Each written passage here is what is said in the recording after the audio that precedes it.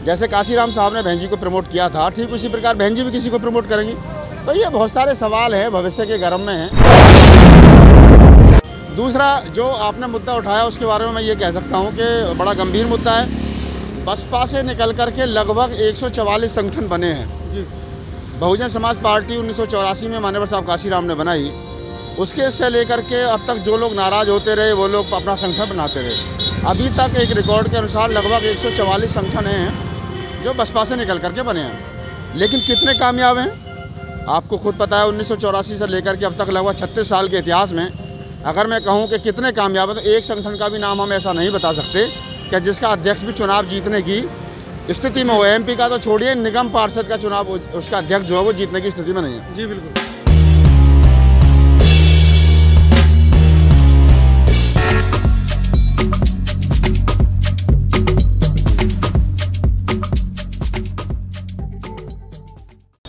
साथियों नमस्कार, मैं हूं मनोज अंतानी और आप देख रहे हैं समता आवाज़ टीवी चैनल। आप मेरे पीछे देख रहे हैं संगाराम बुद्ध विहार, बहुत प्रसिद्ध बुद्ध विहार है सादरा के अंदर। और इस बुद्ध विहार के सामने हमारे साथ हमारे कुछ गेस्ट हैं, उनसे बात करेंगे। लगातार बहुजनों की नई पार्टियां, राजनीतिक पार्टियां बन रही हैं। क्या वजह है जो बहुजनों की राष्ट्रीय पार्टी है उस पर बहुजनों का जो विश्वास है वो उठता जा रहा है? क्यों बहुजन समाज पार्टी से लोग टूट कर नई पार्टियां बना रहे हैं? आइए हम चलते हैं राजनीतिक विश्लेषण और समाज के हमारे ऐसे कुछ युवाओं के पास। मेरे साथ इस समय राहुल नागपाल जी हैं। राहुल नागपाल जी ने बहुजन समाज पार्टी में काम किया है, राहुल नागपाल जी ने आज़ाद समाज पार्टी में काम किया है। अब राहुल नागपाल जी कल बीजेपी पॉलिटिकल जस्टिस पार्टी के मंच पर थे। हम ये जानने की कोशिश करेंगे राहुल नागपाल जी से कि क्या वजह है जो बहुजन समाज के लोग कहीं ना कहीं भटक रहे हैं। इनको हम भटकाव भी कह सकते हैं या दूसरी भाषा में हम कह सकते हैं कि उनका मोह भंग हो रहा है जो उनकी राष्ट्रीय अपनी पार्टी है बसपा से।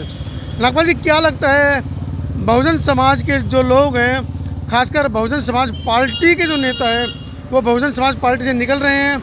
बहुजन समाज का जो बुद्धिजीवी वर्ग है वो लगातार बसपा के विरोध में खड़ा नजर आ रहा है, अपनी नई पार्टियां बना रहा है। सबसे पहले तो धन्यवाद, क्योंकि मामला बड़ा सेंसिटिव है और इस मामले पर चर्चा होनी चाहिए ओपन माइंड होकर के जी। मुखर तरीके से इस बात पर बात होनी चाहिए।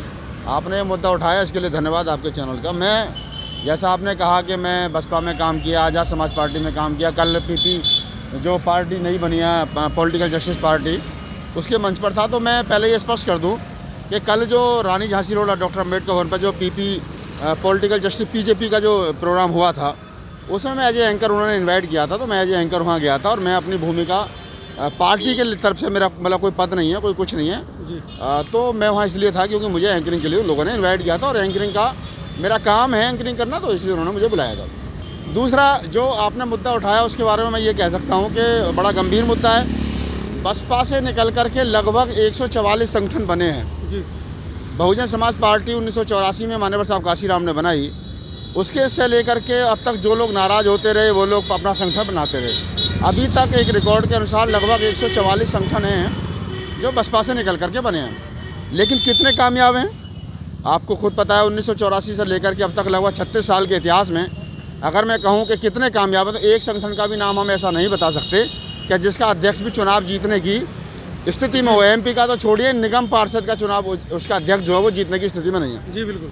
तो ये क्या है अंतानी जी, मैं आपको बता दूं कि ये लोग वहाँ बसपा में थे तो बसपा में भी ठीक काम नहीं कर रहे थे।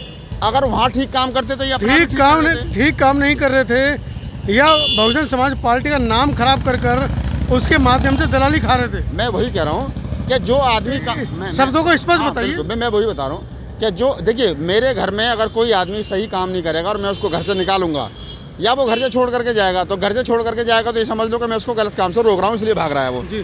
दूसरा ये होगा अगर मैं उसको निकाल रहा हूँ तो मैं उसकी गतिविधियाँ जो है वो ठीक नहीं है। दोनों चीज़ें स्पष्ट हो गई।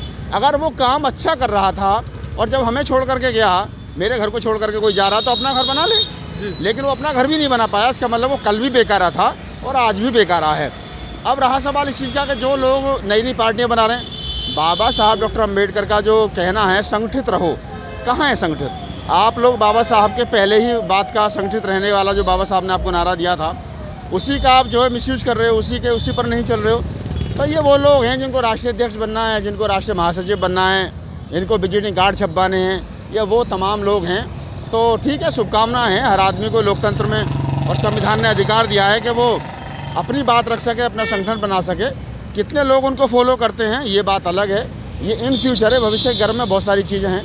लेकिन बाबा साहब डॉक्टर अम्बेडकर की जो मूवमेंट है और बाबा साहब के अम्बेडकर के जो मानने वाले लोग हैं, वो उत्तर प्रदेश में तो कम से कम बसपा के साथ है और रहना भी चाहिए, क्योंकि हमारा एक राजनीतिक परिवार है, राजनीतिक पार्टी है, राष्ट्रीय राजनीतिक पार्टी है। उसको मजबूत करें। बहन जी से मनमुटाव हो सकता है, बहन जी ना रहेंगी। अब बहन जी 65 साल की होगी, एक समय ऐसा भी आएगा 20, 30, 40, 50 साल के बाद जब बहन जी ना रहेंगी, क्योंकि सबको जाना है इस दुनिया से, तो उसके बाद भी बसपा रहेगी। कांग्रेस जिन लोगों ने बनाई वो लोग चले गए, लेकिन कांग्रेस चल रही है।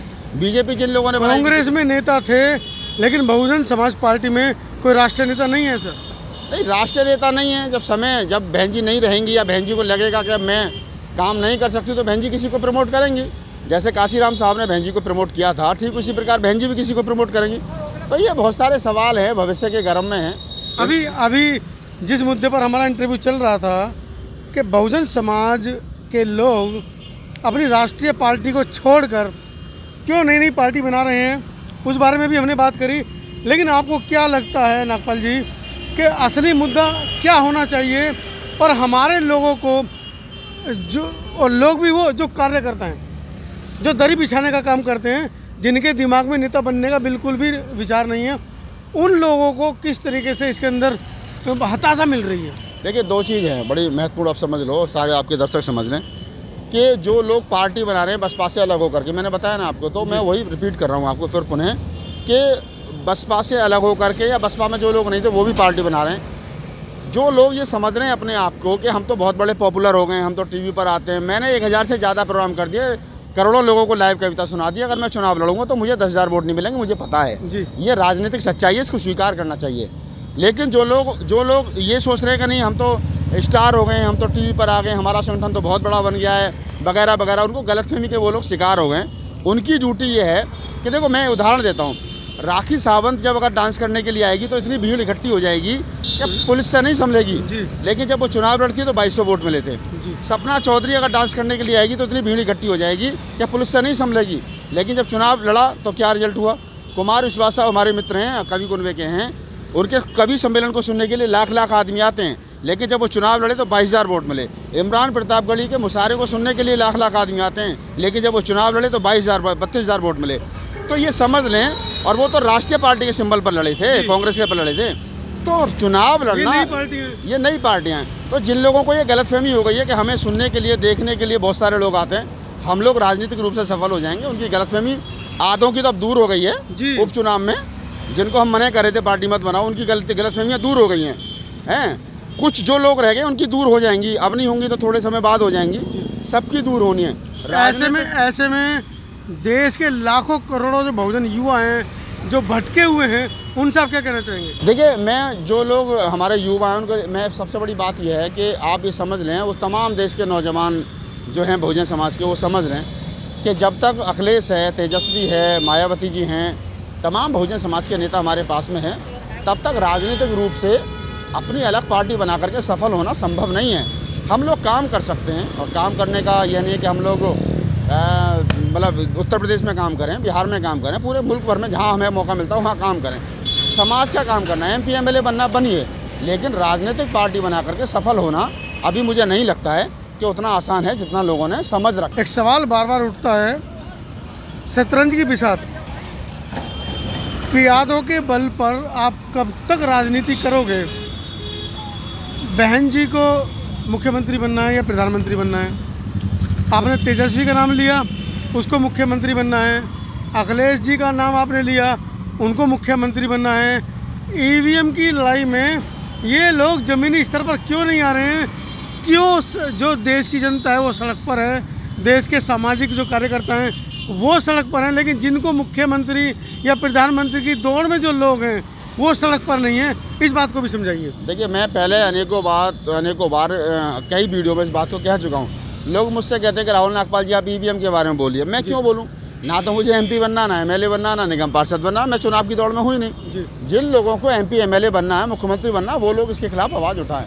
लेकिन ये सच है कि वो लोग आवाज़ नहीं उठा रहे हैं। क्यों नहीं उठा रहे हैं? CBI का डर है क्या? उन्होंने कुछ ऐसा कर रखा है? ED का डर है, मतलब बहुत सारे डर हैं, तो उनके चलते वो नहीं उठा पा रहे हैं। लेकिन ये सच्चाई है कि आवाज़ उठानी पड़ेगी। लोकतंत्र को बचाना, संविधान को बचाना है। ये सच्चाई है कि उन लोगों को आवाज़ तो उठानी पड़ेगी। नहीं उठाओगे तो ये लोकतंत्र खत्म हो जाएगा, आप खत्म हो जाओगे, पार्टियाँ खत्म हो जाएंगी, कुछ बचेगा नहीं से। मतलब वो लोग आवाज़ नहीं उठा रहे हैं, ED CBI का उनको डर है, कहीं ना कहीं उन्होंने गलत काम कर रखे।